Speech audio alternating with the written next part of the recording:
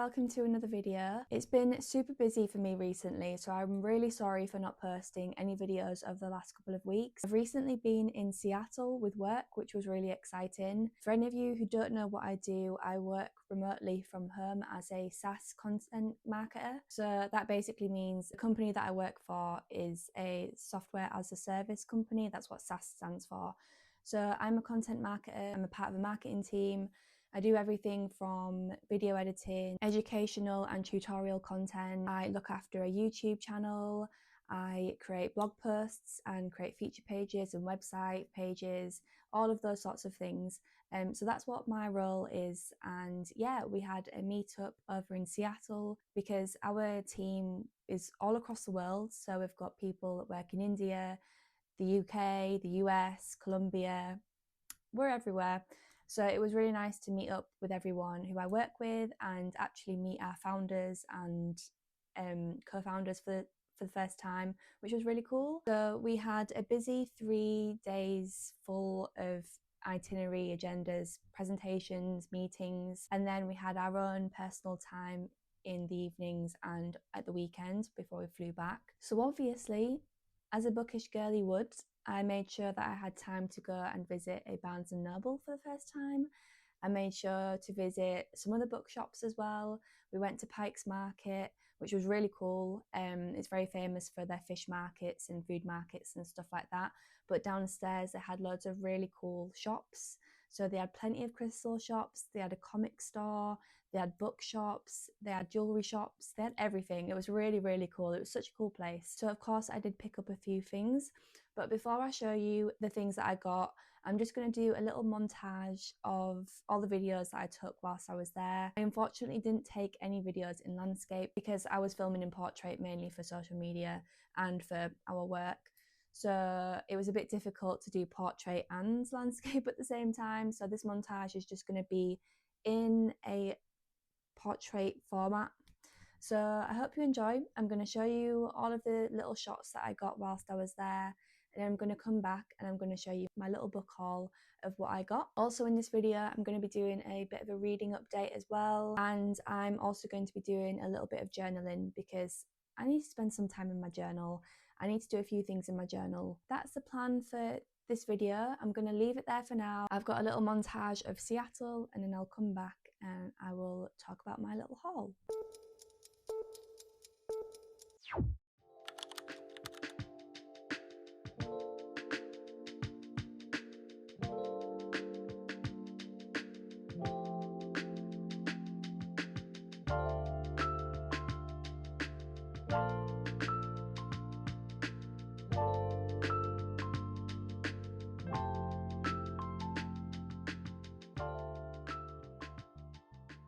So those were all the little videos that I got of Seattle. It was really cool. It was such a cool trip, but I've really struggled this week with the jet lag.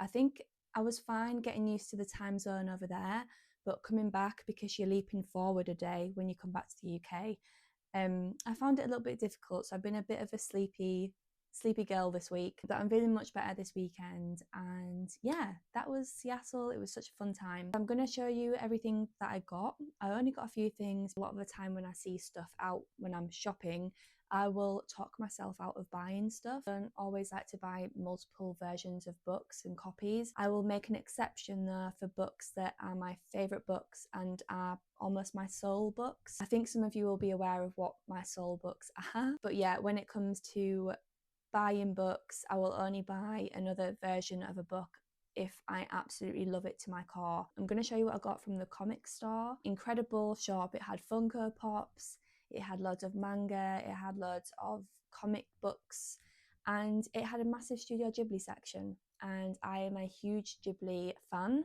So I got myself a little keyring of Princess Mononoke because Princess Mononoke is one of my fave Studio Ghiblis, alongside Howl's Moving Castle. I can't choose a favourite. I can't put one on top spot. So they're both top spot because I love Howl's Moving Castle and I love Princess Mononoke for both different reasons. And then I saw these books and they had them for most of the movies and I just had to get a matching book to go with the keyring. So this book is massive. You can see by the size of my head compared to the book, it's huge. This is The Art of Princess Mononoke. This book is basically so stunning. I'm going to put a clip in now to show you it a bit more detail because it's a bit hard to do it on camera. But this book shows everything from character concepts. It shows the landscape concepts and paintings that they then use to layer in the background. It shows scenes from the film as well. It shows obviously the tree spirits, and then towards the back it also shows everything from CG, all the computer graphics and how they're all mapped, and also the systems that they use to put it all together, the technology, the multi-layer compositioning, digital ink and paint, and how it all comes together on screen. And then towards the end it shows all the blueprints as well from start to finish of the film and how they imagined it all coming together. And it's just such a beautiful and really special book. I would eventually like to get the Howl's Moving Castle one as well, but Princess Mononoke is just, I find it such a fascinating and cool film. There's so much to it, magic in it and a mix of battles and fantasy elements, and I love the tree spirits as well, and I just love it. It's one of my favourite films ever. It's a comfort film. I put it on regularly, and it just really made sense to get this, and as soon as I saw it I fell in love and I just thought I really had to get it. So that was what I got from Pike's Market. Next up I'm going to show you what I got from Barnes & Noble, because you have to go to a Barnes & Noble when you go to the US. Barnes & Noble is pretty much the US's version of Waterstones. We went into this Barnes & Noble and it was so big, it's unreal. So I autopiloted straight to the fantasy section because that's my main genre that I read, and I spent ages looking through all of the books there. And I think one of the most exciting parts of looking at bookshops in different countries is the different covers of books. So I was trying to find all of my favourite books and see how the covers differed to the ones from the UK.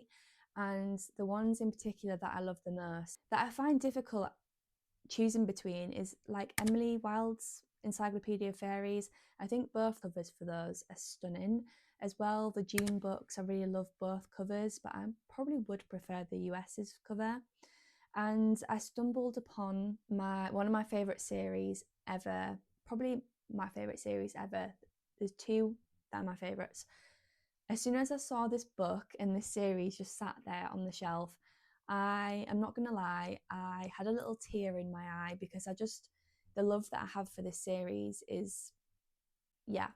So anyway, I wasn't expecting to find this at all. I was hoping to maybe get the paperback version of the first and second book, but when I saw this, I fell in love and I cried a little, and I was like, you're coming home with me. And it's the Barnes & Noble special edition of Wisteria by Adeline Grace. She's just beautiful. I love the cover. This is the spine, that's the back.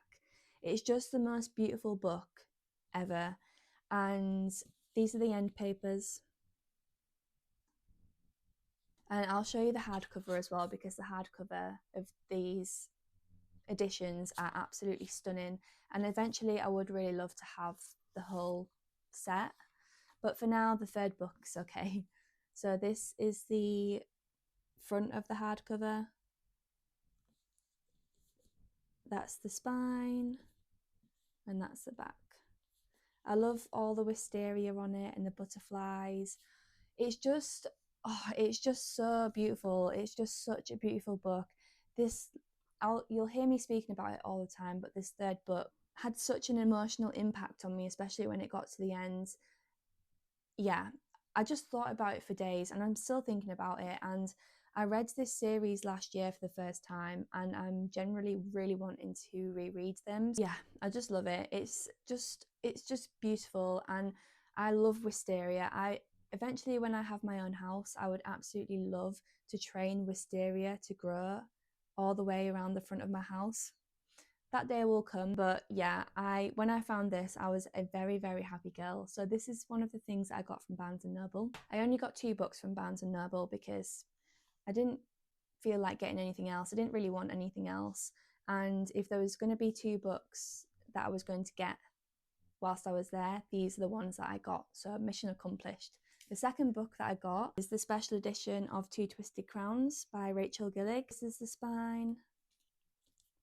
and then that's the back. These are the edges of the book as well. So this is the second book of the Shepherd King duology. This is also a top favourite series of mine. So when it comes to, if anyone wants to ask me what my favourite book series are, it's the Shepherd King duology and the Belladonna trilogy. These are my two favourite series of all time, and I will talk about them till the cows come home. When I found this book, it was when I was coming out of Barnes & Noble. I was about to go and pay for Wisteria, and then I just had one more look on the hardback section, and I found this hiding away, and I was like, oh my god, you are joking me. I tried to look for One Dark Window, but they didn't have any in stock because apparently this is only a limited print run, so there's only a few of them. If you know me, you know that I love this series. This was my first fantasy series duology that I read back in 2023. That's why it holds a very special place in my heart. And yeah, I finally have a special edition hardback of one of my favourite series ever. I am gutted that I didn't get One Dark Window, but was I leaving without this? No. And arguably, I actually do love the second book. The second book made me cry, and it kind of just brought everything together. The first book is so good, and somehow the second book is even better. And yeah, I couldn't come home without it. So these are the two books that I got from America. They are stunning, stunning in every way possible. And yeah, I'm just really happy. So those are the bits that I got from America. I still can't believe I've got those two books. Now I'm going to move on to a bit of a reading update. If you've watched my April wrap up, you'll have seen that I picked out hopefuls for May. Have I achieved any of those? Maybe one. And we're at the end of May. When I did pick out those books and make that video, I did think, Charlotte, you're biting off a lot more than you can chew here. And I'll admit that I did, because I've read one book on my hopefuls list, but one book is still okay. I did start reading Dungeon Crawler Carl, but I haven't carried it on because I then went to Seattle, and on the plane, instead of reading, I had a full Lord of the Rings marathon, and I watched How to Train Your Dragon 1 and 2, and then I also, on the way back, I watched all 3 of the new Star Wars films while sleeping. So yeah, it's safe to say I read nothing on the plane. To say that I was on the plane for 9 hours, I watched films and slept for the majority of it. Have I read anything since coming home? No. Because I've been in a slump, I've not wanted to pick up anything. The amount of times I've come in here and I've stared at my bookcase hoping something would jump out at me. I didn't want to pick up Dungeon Crawler. I wasn't feeling it. I've just not really been feeling anything. And then it came to yesterday, and I'm like, we need to pick up a book. We need to try and pick up something. This is a rogue decision. It's not on my hopefuls for May, but I'm basically scrapping that now. I'm just going to have to accept May has been a little bit of a fail. I picked up Green Teeth by Molly O'Neill, and I picked it up because it's a nice short book. It's got a really nice, cute little spring cover. It sounds like a nice, easy, cozy fantasy story to follow. It's based in Britain. It's about Jenny Greenteeth, and she's like a little lake monster, and a witch gets thrown into the lake, or a supposed witch. Her village basically chucks her in and declares that she's a witch or whatever. And then Jenny Greenteeth decides to help her. So I'm only a few pages in. I read 40 pages yesterday. To say that I'm in a slump, I think 40 pages is pretty good going. I am loving it so far. I'm really loving it. Jenny Greenteeth is such a cool, unique character. I think her inner dialogue is really funny as well. Like, she's so innocent and funny, and because she's a lake monster, so she's around fish most of the time, and she hasn't really had much human interaction. So it's really funny to see her little, like, interesting little thoughts and how she thinks.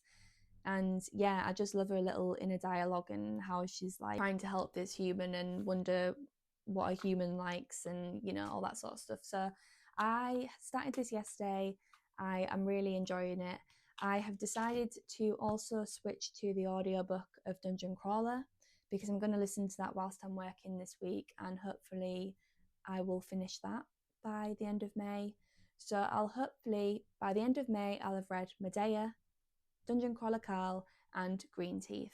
If I can get those 2 books read this week, I will be happy, because 3 is one less to my usual. I normally read 4 books a month. 3, I'll be happy with 3.